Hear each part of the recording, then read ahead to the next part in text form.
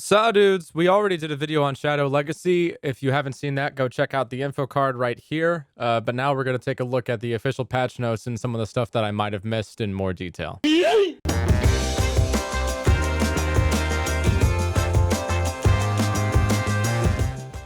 This take looks different because I recorded it after the rest of the video. If you want to get a custom-built PC courtesy of Apex Gaming, check out the link in the description for 10% off. First of all, Maverick got a buff. They increased the number of his gas canisters to 6 instead of 5. I think that this is a good change for Maverick. As it stands, the margin of error with Maverick's gadget was so...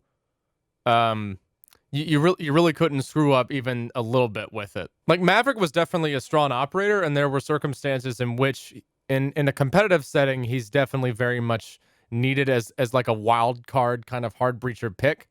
But it made it very difficult to justify just bringing him. You're not going to see Maverick just on his own in a team composition, like as the dedicated hard breacher. His role was always a lot more specific than that, and I think a lot of that has to do with the fact that if you screw up just a little bit, or if you like use the torch on you just go like a little bit too slow, then all of a sudden, oh crap, I can't open the wall and get this hatch, basically. And as they say here, this change will not allow Mav mains to open more than 2 hatches. So your friend who has spent the better part of the last season getting really good at Maverick, or the season before that, that one person you have in your stack that plays Maverick because nobody else is going to be bothered to do that, it's not going to make them OP. It's just going to make it a lot more easier to play for normal people. So I'm okay with that change. Yana's hologram thing, Go Gadget Me, is now able to use the ping 2.0 system. So you can use Z pings while you're in the Yana hologram. And it makes sense. I think Yana needed something. I'm kind of confused as to how this is really like a patch note. I would have assumed that had been the case. Because when they introduced ping 2.0, I thought the whole point of it was that it works with all observation tools, because cameras and drones used to be off the table, and now they're not. So don't know why that necessarily needed a bullet in the patch notes, but it's good that they're being specific about it. The only thing, it seems that Yana is effectively going to be replaced by Sam Fisher, because Sam Fisher has an intel ability that he can use wherever he wants. It has the same capability of being denied. It has a sound cue and all of that. You can shoot it and then someone can shoot it back and get rid of it. But he can do it up to 4 times. He can do it wherever he wants. Like, he can do it from here to here. Yana has to run towards whatever she wants to look at. I guess the argument could be made is that because it's a hologram, you can do more fake outs and more mind tricks with it. But usually you're going to hear the Yana hologram cue unless she's really, really far away. I don't know. I think Yana is in a really awkward spot because before they added Zero, she seemed to have that kind of unique niche as like the forever droner, like the person who could drone forever. I'm curious to see what they're going to do with Yana in competitive, but I really don't see her being a totally appealing choice right now. Thatcher got nerfed. Kind of? Too often, Thatcher's EMPs ended up destroying defender gadgets by accident or without real intention to do so. Sure. Yeah. Yeah. EMPs will now disable gadgets instead of destroying them. The EMP effect was increased to 15 seconds. Picking up a disabled gadget will remove the EMP effect, so if you're a bandit and your bandit battery gets shocked, you can pick it up and then it'll reset it, but then you have to go through the animation to set it back down again. So at least now, if you're confused about what exactly Thatcher can destroy, he can't destroy anything. Now, he just disables stuff for 15 seconds as opposed to 10 seconds. Any kind of electronics. As you can see here, Nitro cells, Capcan stuff, Jaeger stuff, Legion stuff, LS stuff, yada, yada, yada. It will also disable yokai drones, which it already did that, but apparently this is something that I didn't know. The sonic burst, the wub effect, the drunkifier ray, was actually charging while it was disabled. So now that's not going to happen anymore. So there's going to be a 15-second pause on the gadget's functionality completely. How does this affect bandit tricking? It basically means that the bandit has to pick up the battery and then put it back down. He can't go into the animation right after Thatcher EMPs it. it's going to be in the way, preventing him from just going straight through the animation of setting down the bandit box.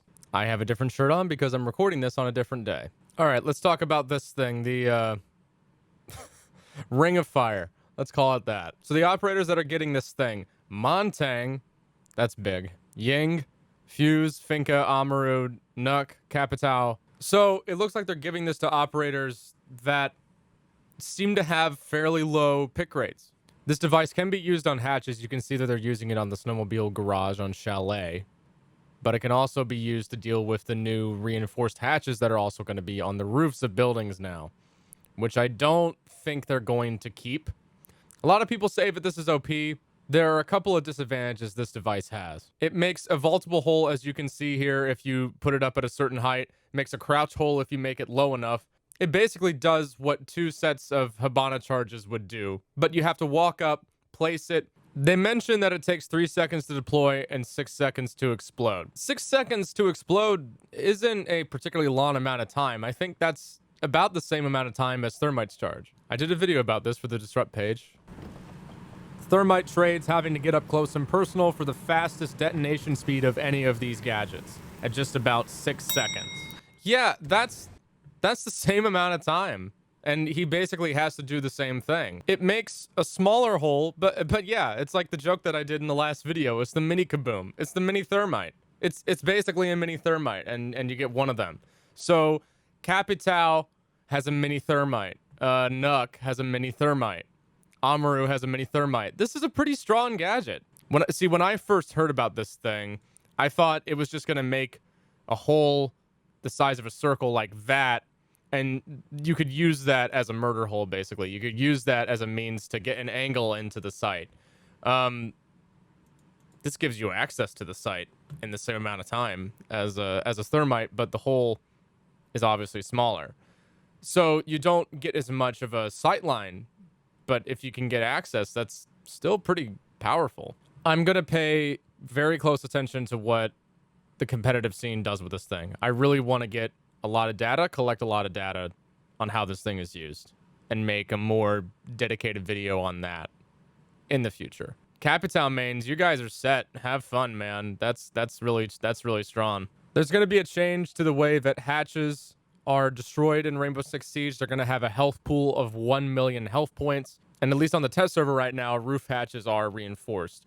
So Cafe is going to be a little bit of a pain in the ass to play right now. Some technical stuff they're doing with the hatches. 1 X-Cairo is 250k worth of damage. You need 1 million points to destroy the hatch. These are the same. What? Cool. I don't. Yeah. I don't get it. I don't know. Maybe someone can explain that in the comments. It's a little confusing. I'm not really sure how that affects Mavericking a hatch. I'm curious to see how that will change.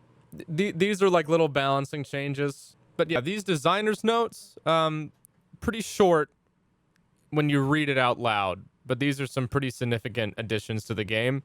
This hard breaching gadget is pretty powerful. Thatcher is like nerfed, but not nerfed as hard as I think people are saying he is. And Maverick got a buff, so there you go, Maverick mains. Coming up next, I'd like to show you guys what's different about the new Chalet compared to the old Chalet. And yeah, that's pretty much it. So thank you so much for watching this video, and I'll see you in the future with more Shadow Legacy content. If you like this video, be sure to like and subscribe. Thanks again. Deuces.